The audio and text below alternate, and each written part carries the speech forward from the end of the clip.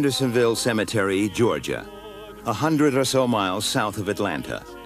Here, every Memorial Day, the prisoners of war from every conflict in which the United States has participated are jointly remembered. It is an occasion, too, for veterans to get together and reminisce, and for former prisoners to recall their repatriation and be thankful.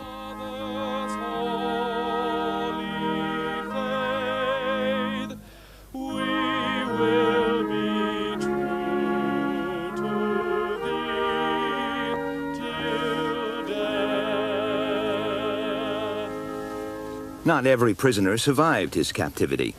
Countless suffered at the hands of their captors.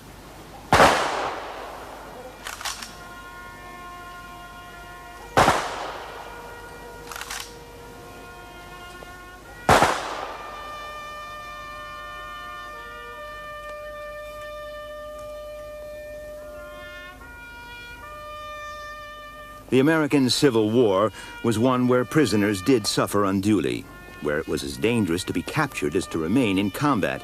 Yet it was brother causing suffering to brother, for both were Americans. Just as they marched into battle shoulder to shoulder, so were they buried. 56,000 died in the prisons of North and South. Now, so many decades after the event, the hurt is still there, and people still ask, why?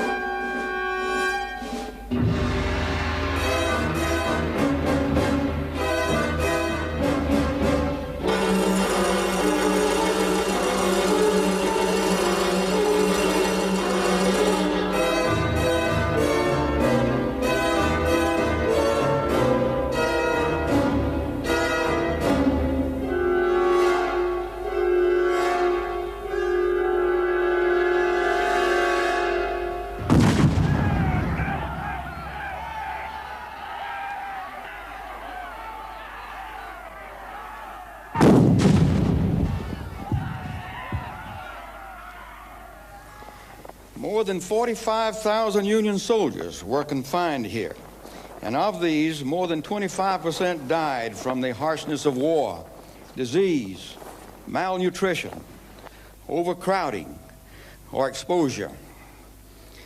The Andersonville National Cemetery was established in July of 1865, where more than 12,000 from the nearby prison were buried. The prisoners who died here were the victims of overcrowding and shortage of medicine resulting from the Union's blockade of the South. Ironically, it was Northern generals who were partly responsible for the ending of prisoner exchanges that led to that overcrowding.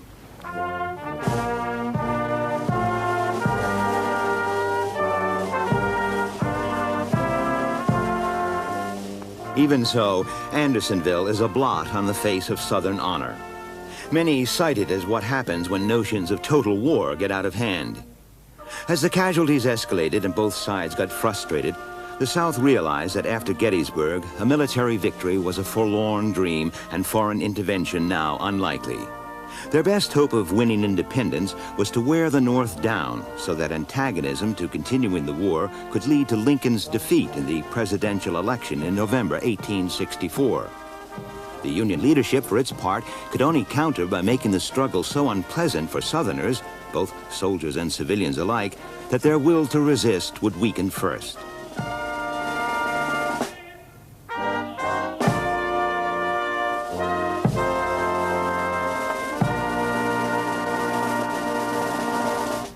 The war was a bitter, destructive war because it became a war of society against society. Of course, it's always said the Civil War is the first modern war in many ways. It did not begin as such. It began as a conventional war of army against army, in which the distinction between civilian target and military targets were very carefully maintained or respected. But with the abolition of slavery, with the emancipation of the slaves, the Emancipation Proclamation in 1863, this announced not only that slavery was going to die, but that the whole fabric of Southern society was henceforth going to be a military target. That to win this war, the North would have to really destroy the fundamental institution of Southern society. And this meant that there could not be any compromise, that the war would go on to unconditional surrender of one side or another, and that it would involve vast disruption among civilians as well as within the military.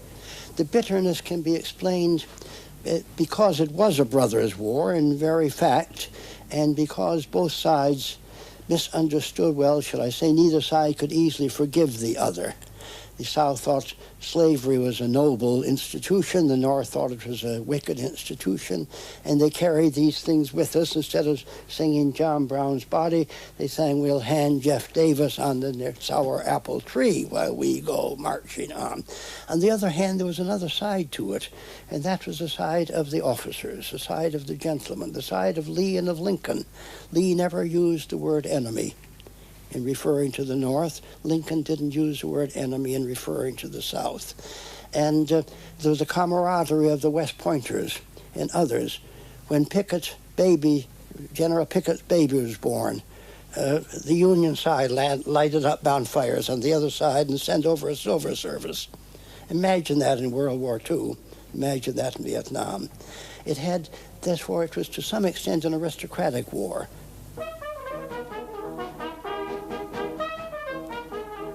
Because of the advent of the camera, we have a better idea of what the Civil War warrior looked like than we have of any of his predecessors. Photography was barely 20 years old when the first shots were fired at Sumter. Fortunately for us, many thousands of images from those days have survived. However dashing their poses, their demeanor was certainly serious. Of the third year of the war, no one was in any doubt that it was a grim, purposeful, increasingly dirty business. If you look at the second inaugural address of Lincoln, where he says, "If every drop of blood drawn by the slash must be repaid by one drawn by the sword, so as it was said 2,000 years ago in the Bible, so be it." God is on our side, and that's the conviction of both sides. And if you, for example, listen to the music, the Battle Hymn of the Republic, "Mine eyes have seen the glory of the coming of the Lord. He is trampling out the vintage where the grapes of wrath are stored. He has loosed the terrible swiftness of his terrible swift sword. His truth is marching on." That kind of attitude means, therefore, that you are fighting not simply a war, you're fighting a holy crusade.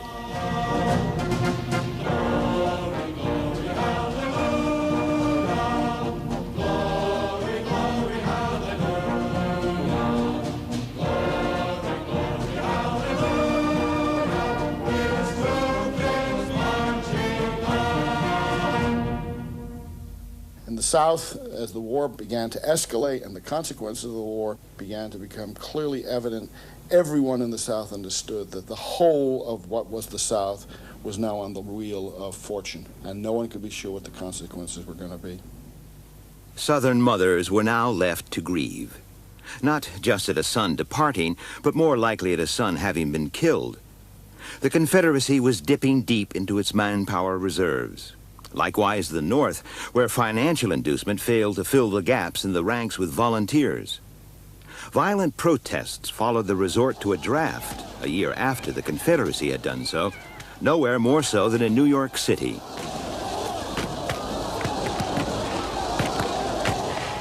Only a week and a half or so earlier, out of Gettysburg had come reports of something like 53,000 casualties in 3 days of fighting. So that in a sense, what you will almost assume is you're a drafter, you're likely to be killed. And perhaps even more to the point was when they start actually calling out the first names. The first names were Riley and O'Shaughnessy and O'Dwyer, McManus and McGuire, and the immediate reaction was, on the part of the Irish, that they're finally giving it to us, but good, and we're going to give it back. Around this particular churchyard, out in the street, thronged mobs of people who would storm out of this area northward into vulnerable areas of the city. And what perhaps was the most lasting impact was the fact that much of the violence circled around Gramercy Park, around the wealthy mansions of Lexington Avenue, and suddenly the wealthy were being driven from their homes, oftentimes barely able to get out alive. And out of this came this sort of awesome thought that perhaps America was not immune from class conflict. Estimates of the numbers killed in the New York draft riots vary from 120 to 1,200, though some of the wilder rumors at the time put the figure at several thousand. They were certainly the worst street violence in American history. Units that had recently fought at Gettysburg had to be recalled to quell it.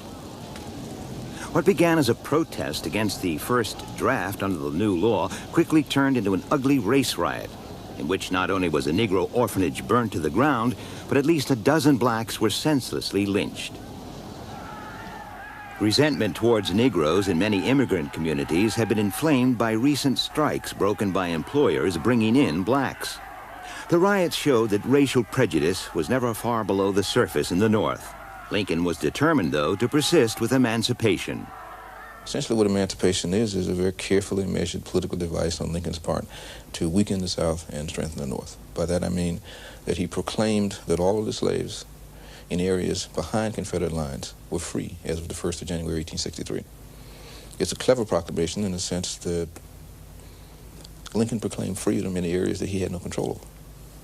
And he specifically exempted those areas, South Carolina, Tennessee, and Louisiana, that had already been recaptured. He specifically exempted them from the proclamation, specifically exempted the border slave states of Delaware, Maryland, Kentucky, and Missouri, and essentially said that those blacks behind Confederate lines, if they could manage to get free, that is, to escape through the lines, would be free. It prompted a rather massive exodus of blacks towards the northern side. The South, in turn, had to take a variety of kinds of precautions. And the result of this sort of balancing act is that the North gets measurably stronger, the South becomes measurably weaker.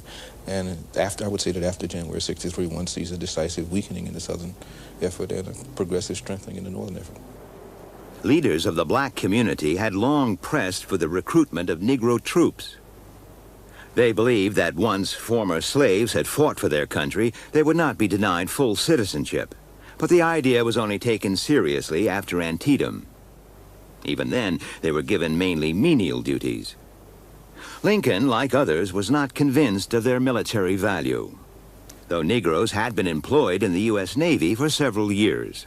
It took a couple of years into the war before the Lincoln administration was prepared to accept black enlistments, and the Massachusetts 54th, 55th regiments were the first of those northern regiments to go in.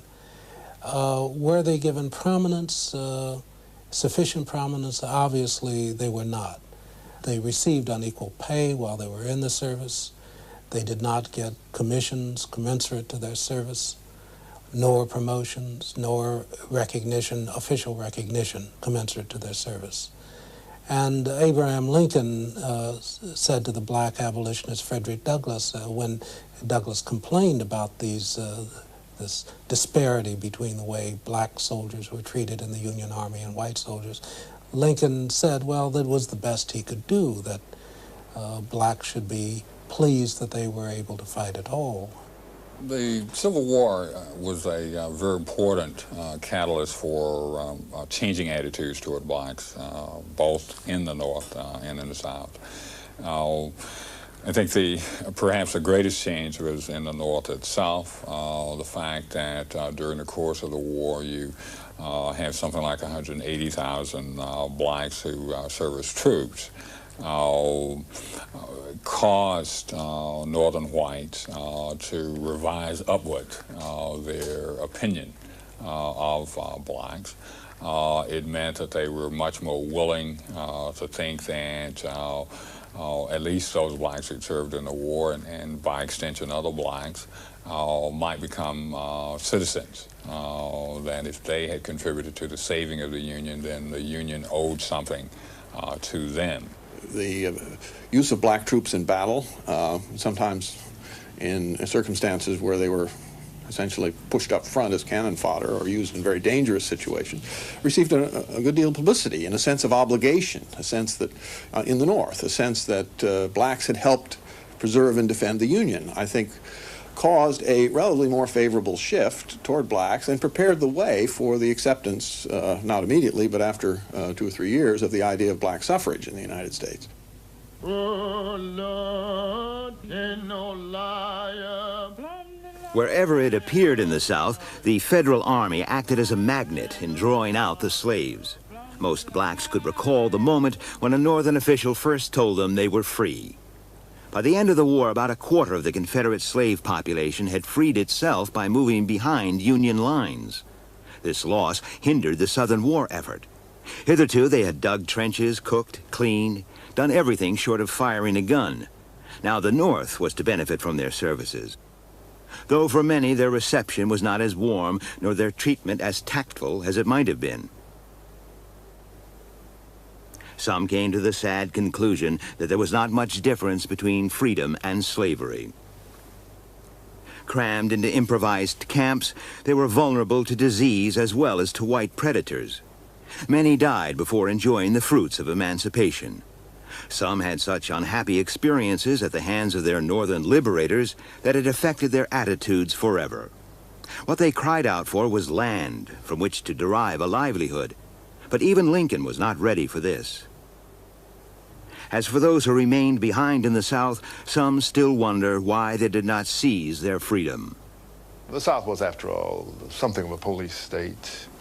Laws forbade the possession of any kind of arms on the part of blacks. It was even illegal in some communities for blacks to walk down the streets with a rock in their hands. Therefore, it would be too much to expect them to rise up. There was, though, this point, and I think it's very important, that although they were not uprisings as such, not revolts as such, there was what has been called, there was a kind of general strike in which large numbers of blacks simply walked off the plantation. The reason there were so few slave uprisings during the war itself was that slaves, I believe, were quite ambivalent to both sides, to the Union Army and to the Confederate Army. Both of them could be quite brutal to them, raping the land and injuring the slaves themselves. But finally, I think slaves had a very conservative view to themselves and their place, their families, their kin, and were quite apprehensive about being moved about or changes that were likely to disrupt them and their kin. The Confederates did take careful, considerate, and massive precautions to prevent a slave insurrection, with the result that their mobilization for war was much less effective and efficient than it would have been. They had to send some 200,000 men home, for example, in July of 1861 because of insurrection anxiety. So that the South succeeded in preventing slave insurrection, but at a cost. The cost being that they were not able to mobilize as fast as they wanted to and were unable, therefore, to deliver the early knockout blow that was one of the ways that the South might have won the war. It was ironic that the Southern way of life, epitomized by these great plantation houses of Virginia, which the Confederates had gone to war to protect, was now being changed inexorably by that war. Whether or not the South now won, their way of life was changed forever. The slaves had gone that made the running of these great plantations possible. To wage the war, the Confederate leadership had introduced industry to the South, had created a mercantile class, had encouraged the growing of grain. The plantation aristocracy that had taken the South into secession was by the third year of the war thoroughly discredited. Had the South been allowed to leave the Union without military confrontation, then these Southerners might have been able to carry off their goals. But the one thing that almost all of them greatly underestimated was the tremendous erosion that the great change of the war would have on all their cherished ways of life. They really made the terrible mistake of going into a revolution for a conservative purpose. And they found that revolution and a conservative set of goals were incompatible. Jefferson Davis, in my opinion, was not the right man to lead the Confederacy. He was certainly patriotic enough. He believed in the Confederacy. He believed completely in the will to win, but he didn't make the right kinds of plans. Moreover, Davis didn't use his patronage wisely. Davis didn't cultivate people. He was too rigid, too inflexible, too unwilling to be a diplomat. And also, I think Davis had already decided the men that should command, and once Davis committed himself to someone, it was very hard for him to change his mind. He supported incompetent people throughout the war, even when their incompetence is obvious to nearly everyone else. So Davis didn't have a plan to win. Davis didn't always pick the right generals. And Davis offended many of the people that he needed for his support. So in that sense, I think the Confederacy was not well served. During the Civil War, Abraham Lincoln acted much more decisively in mobilizing the North. He was willing to violate civil liberties in a way even more than Jefferson Davis was in the South. He suspended the writ of habeas corpus. He was willing to imprison dissenters. But you can't compare the freedom of North and South simply on the basis of how many people were put in prison. The North was basically a more free society than the South before the war, and it remained so during the war. There has never been a shrewder political leader that I know of in the world than Abraham Lincoln. He would be perfectly straightforward and honest when that served his purpose. He would be devious when that served his purpose. He would keep his word to a man when that served his purpose. He would break his word when that served his purpose. This is not to say he was a dishonest man. He's one of the most honest men I've ever read about. But he was completely flexible with regard to that, in contradistinction to Jefferson Davis, who, if he gave his word to a man, there was no way in the world he could break it, no matter how much good it would do, the public good or anything else. He was inflexible in that sense. And Lincoln was extremely flexible, or as we call it nowadays, pragmatic. Yeah. David Donald, the American historian, once said that if the North and South had exchanged presidents, the South would have won the war. I think this is perhaps an exaggeration, but there's no question that Lincoln responded to the crisis of the Civil War more effectively than Davis. What was the real Lincoln? A politician, first of all. From age 21 until the end of his life, he was always running for office or in office, except for about 4 years.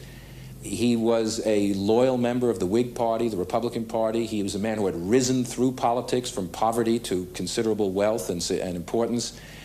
But nonetheless, he also was a very decent, humane individual who hated slavery. There's no question about that. And really believed that slavery was a contradiction, or represented a contradiction to the ideals that the nation was supposed to be standing for. But I think the key element in Lincoln's leadership, statesmanship, was his flexibility, his willingness to change, his willingness to grow. During the Civil War, he saw that old ideas, traditional ways of fighting, traditional attitudes toward the military and toward slavery were not going to win the war, were not going to bring a better nation out of the war. And he changed his policy over and over again. Some might say this is just opportunism or pragmatism, but in the heat of a war in which old verities were really being torn apart every day, this was what was required to win. And I think it's this capacity that really marked him as a great leader and a statesman. Lincoln was not only a very brilliant writer, but he was a very conscious stylist. He thought very carefully about what he wrote, which is why, unlike politicians today, you can really take Lincoln's speeches and analyze them and say, this is what he believes. Nobody believes today if a politician gives a speech that that's what they really think. There's some advantage here or there. Lincoln, in his letters, in his speeches, was so careful as a stylist and so economical and always getting down to the bare bones, the clear, pithy representation, that it did have great force, great power, great eloquence, and he was able to communicate with ordinary people in a very direct way in trying to convey what he thought the war was about. And Lincoln also resisted the temptation, although he was a patriot and a believer in the Union, he resisted the temptation to, in a kind of sordid way, make public relations points out of the suffering or the sadness of others. Lincoln wrote private letters. He didn't try to publicize the fact that here was a woman who had lost several sons and he was writing a letter. He didn't try to gain mileage out of that politically. It was a sort of just a decent gesture on his part. And I think that's a measure of his character also.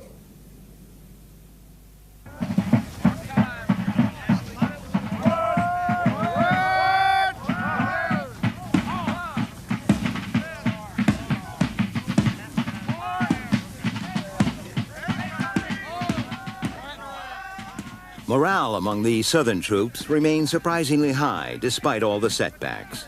It had been helped by a religious revival within many of the camps in which Robert E. Lee himself had participated. Although declining in numbers, the rebel army was now mainly composed of battle-hardened veterans, prepared to see the struggle through. Pride still prevailed with them.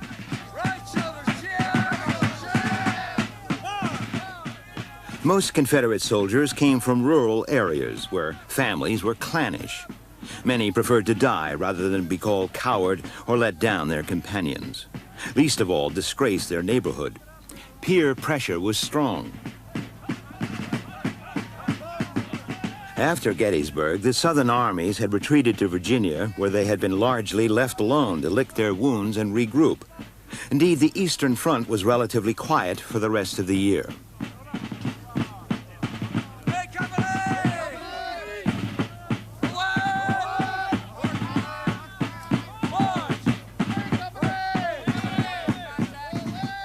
The main center of activity was elsewhere, in the West. In Tennessee, where Lincoln had his eyes on Chattanooga, which stood on a vital east-west rail link where the Tennessee River cut through the mountains. Capturing Chattanooga would further split the Confederacy and provide a springboard for a drive on Atlanta, one of the South's key communication and manufacturing centers. Chattanooga, with its important railroads, fell in September 1863.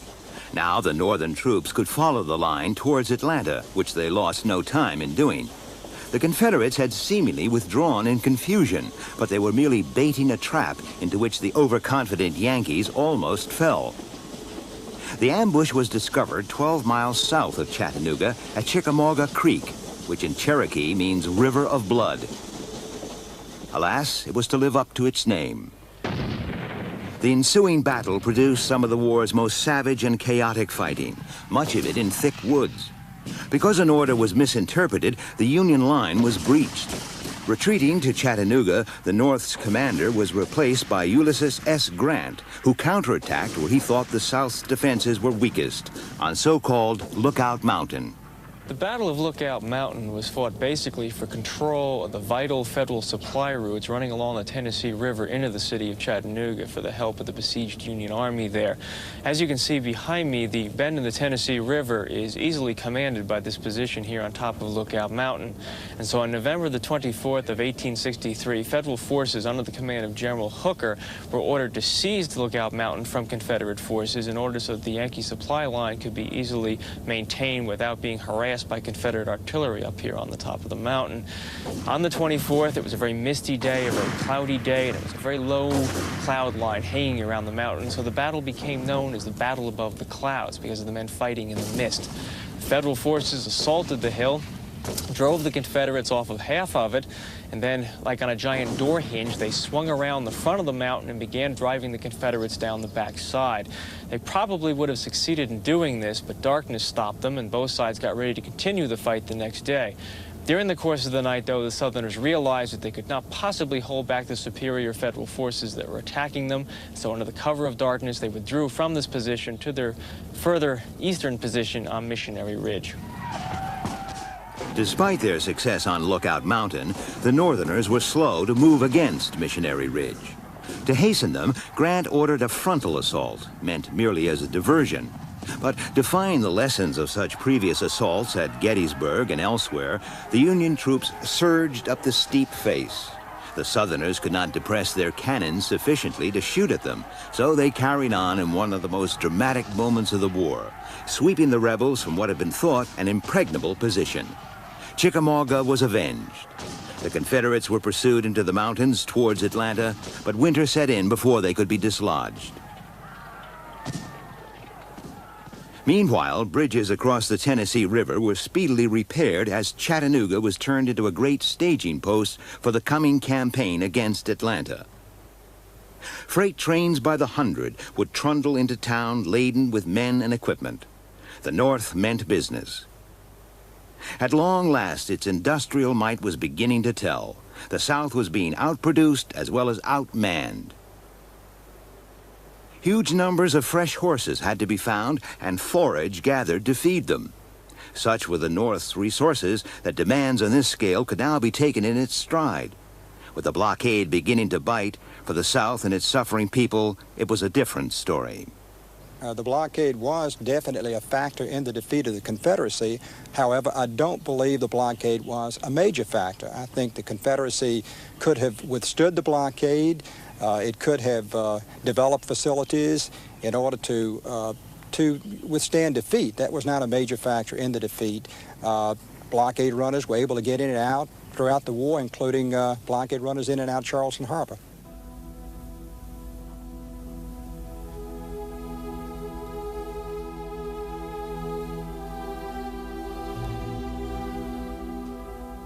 Charleston, long the focus of Northern fury as the birthplace of secession and hence the cradle of rebellion, as well as a major blockade-running port, became the target during 1863 and 1864 for much federal naval attention. A young Virginian painter-turned-soldier, Conrad Wise Chapman, was commissioned by the local Confederate commander to record Charleston's dogged resistance. Charleston first had to endure bombardment from the sea, followed by assault from the shore, when the Union secured, at great human cost, a foothold on one of the islands skirting the harbor. Eventually, Fort Sumter itself was reduced to rubble, this time by Federal guns.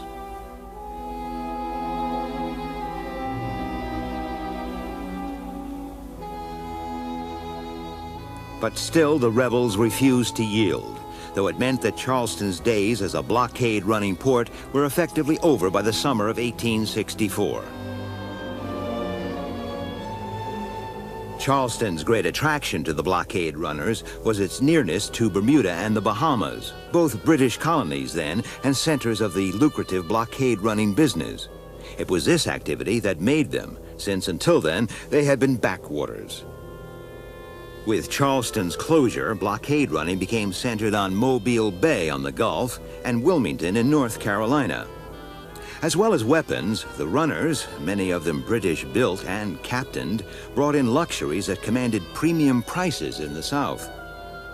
But for the Union Navy, a bigger worry than the blockade runners were the ships that preyed on merchant vessels, like this, the Alabama, built in Britain, as many of them were. It was the crew of the Federal sloop Kearsarge that finally gave the Alabama its comeuppance, though not before several hundred northern merchant vessels had been sunk.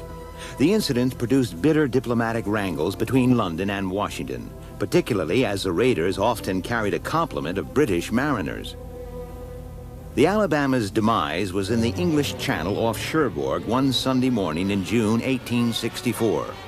Trainloads of sightseers had come down from Paris for the occasion, but the South went on securing its supplies as best it could. Virtually everything useful to the South was traded. In fact, some New York merchants said they could deliver locomotives, if necessary, through the blockade by way of the British West Indies. But ammunition, guns, swords, uniforms, shoes. The most important single article was food, particularly salt pork, which was a staple item in the Confederate Army and which was in very short supply in the South from early in the war because of a great hog cholera epidemic that had begun before the war and continued during the war. So salt pork was of enormous importance in keeping Confederate armies in the field. In early 1863, it's quite possible that without the pork coming through the lines, Lee's army would have had to been disbanded, at least in large part. About 4 million pounds of bacon came through the lines in southeastern Virginia and North Carolina in the early months of '63, and this was the margin of difference for Lee's army. However much Lee might have despised such trading with the enemy, he also had to put up with those state governors who wanted to keep back supplies for their own special needs. When Lee's soldiers would go barefoot, Georgia had enough shoes in its warehouses to give 2 pair to every soldier in the army. When Lee's soldiers froze in the winter, there were enough blankets in the warehouses of Georgia to equip the whole of Lee's army. They wouldn't let it go out of the state. There's a soldier on the retreat to Appomattox who hadn't had anything to eat in 2 days, ragged, famished, too weak to keep up, fell behind, till finally the whole platoon of Northern soldiers leveled their guns at him and hollered, "We've got you." And he looked back at him and said, "Yes, and one hell of a get you got." He was in such shabby shape.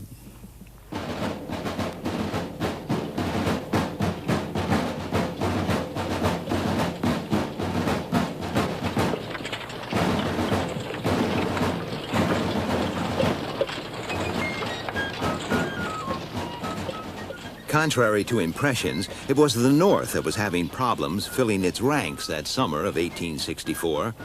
War weariness was at its height, and Lincoln despaired of being re-elected. His defeat might well be the South's last chance to win independence. Although Northerners would not admit it, there was still a lot of life left in the Confederacy. Morale, miraculously, was being maintained among its frontline troops.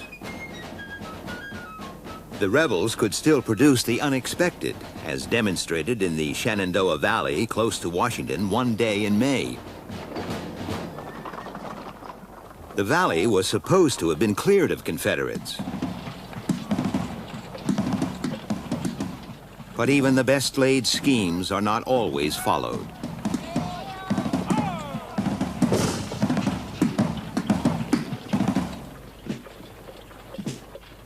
The Union plan had been to use the valley to get behind Lee's supply lines and threaten Richmond. Instead, the Federals were confronted with a bunch of determined Southerners at the little town of New Market.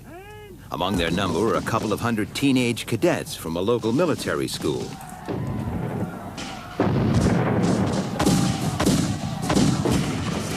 The cadets were to conduct themselves bravely in a battle warmly remembered by many Southerners. Although they seemed hopelessly outnumbered, the rebels fended off the Northern attacks. After all, it was their land that the Yankees were invading.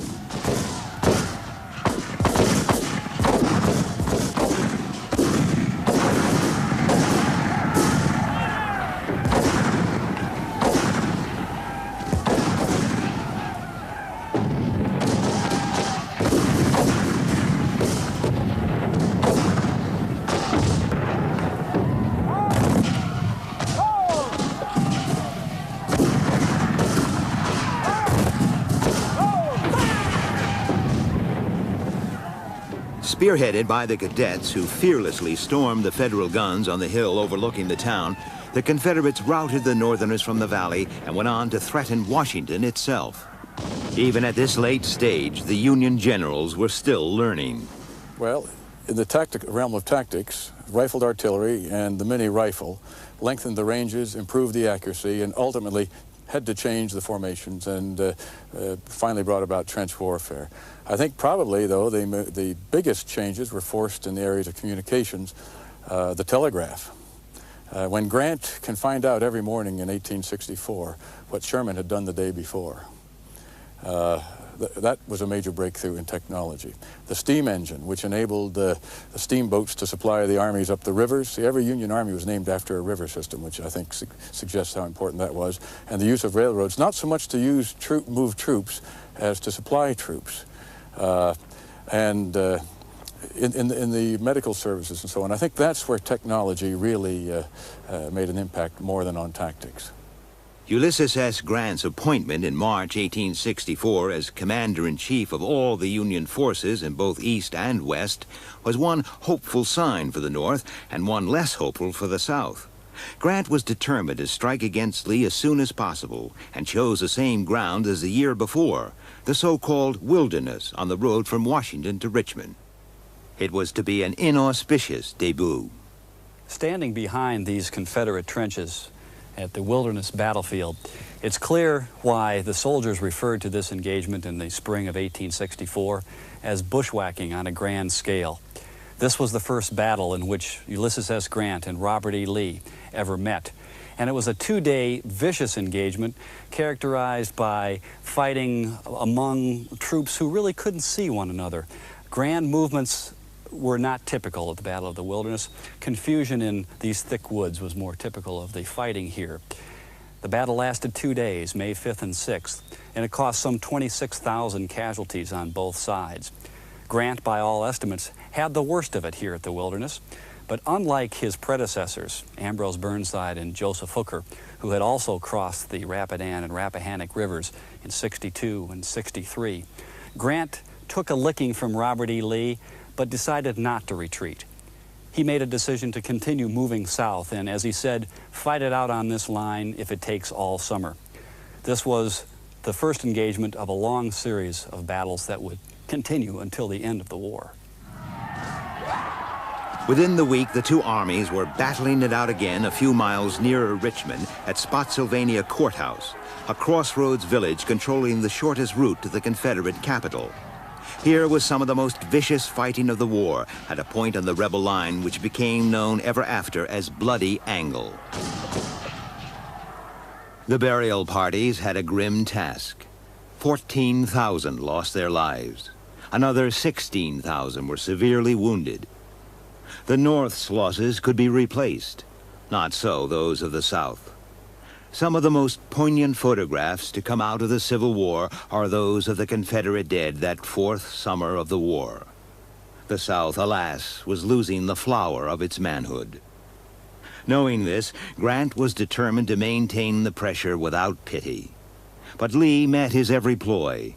It was a question of whose strength or whose patience would sap first.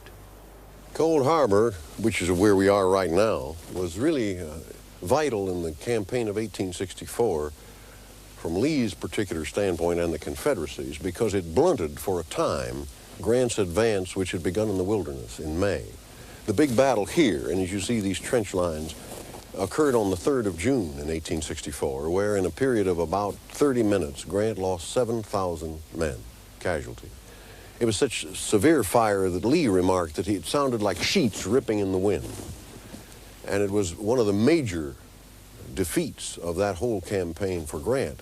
Now, Lee had been hoping at the Wilderness and at Spotsylvania that Grant would do what he normally did, what the Union Army normally did, would be defeated and turn around and go back and lick its wounds and reorganize. Instead of that, Grant kept moving by his left, trying to turn Lee's right, getting between Lee and Richmond. And this is Lee moved here rapidly from Spotsylvania and dug in for 2 days and encountered Grant's army as they moved on Richmond. The defeat here was a severe check to Grant, but he reorganized right on this field and moved again to the left. And for the first time in the whole campaign, Lee lost him. And he moved from here south of the James and began the investment of Petersburg. But this battle was so severe and the casualty lists were so heavy in the North that it severely shook Northern morale for several weeks. I remember looking at an Albany Argus front page, the Albany, New York newspaper, where the whole front page, second page, and third page were the dead from Cold Harbor, just names. And this did not go over well with the North. That's when Grant got the name Butcher Grant. And it bothered Lincoln. Lincoln wasn't sure he was going to survive the casualties of this campaign. The men were still fighting by old-time tactics, in a sense. Robert E. Lee, Sir Winston Churchill often called the last of the great old-fashioned generals. But this war also produced a new breed of general, the Grants and Shermans and Thomases of the North, men who believed that war was no longer merely a chess game, but rather war was a conflict that had to be taken to an entire country, its civilian population included. We call that today total war. We accept that today as war. It was a great transition for the people back then, which is simply why Sherman's march through Georgia and to the sea seems so brutal and atrocious.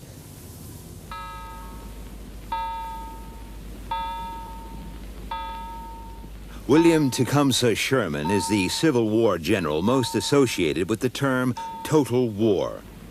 He had succeeded Grant in the West.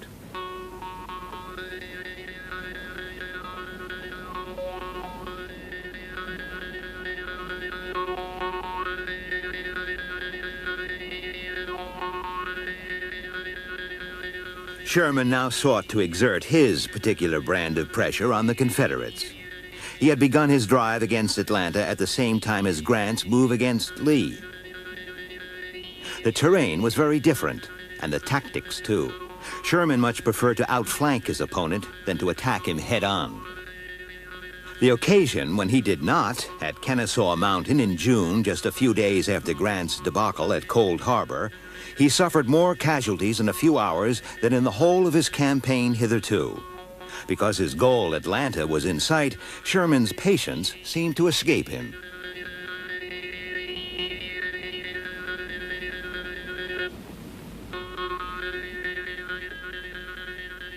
The lesson was not lost on him, and he promptly returned to his previous tactics of maneuver and feint, which again worked.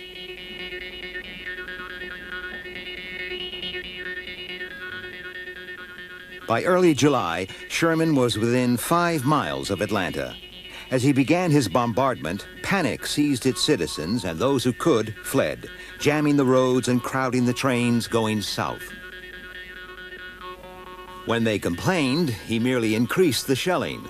War, he told them, was hell, and the sooner they surrendered, the better.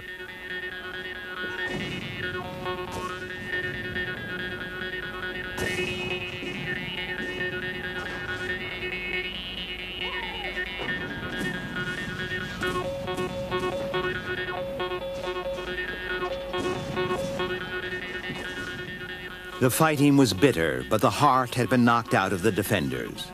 Atlanta faced the inevitable. As Sherman's men entered the ravaged city, Lincoln had the victory he needed to secure his re-election.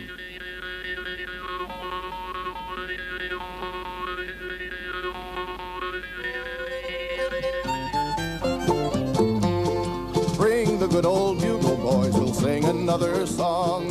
Sing it with a spirit that will start the world along. Sing it as we used to sing it, 50,000 strong, while we were marching through Georgia. Hurrah, hurrah, we bring the Jubilee. Sherman turned the rebel bastion over to his forces and ordered its civilians to leave. When its mayor protested, he simply replied, "You cannot refine war." To his colleagues, he argued, "We may not change the hearts of these people, but we can make them so sick of war that generations would pass before they would again resort to it." This is as near a definition of total war as one is likely to get. Sherman's dashing Yankee boys will never reach the coast. So the saucy rebels said, and 'twas a handsome boast. Had they not forgot, alas, to reckon with the host, while we were marching through Georgia. Sherman now began his great wrecking march through Georgia to the sea. Before leaving Atlanta, he ripped up every rail track there was. He was cutting himself loose from his supply base and would live off the land, destroying what he did not need, determined, as he put it, to make Georgia howl.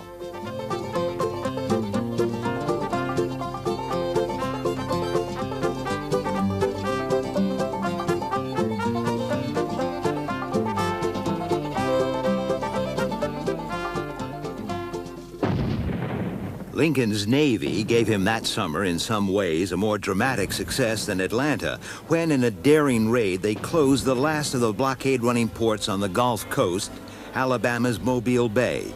It was a further tightening of the squeeze on the Confederacy. David Farragut, the hero of the taking of New Orleans 2 years before, was again the architect of victory. His order to his fleet, when it became stuck in a minefield of "Damn the torpedoes, full speed ahead," has become as famous as any that Nelson issued during the Battle of Trafalgar.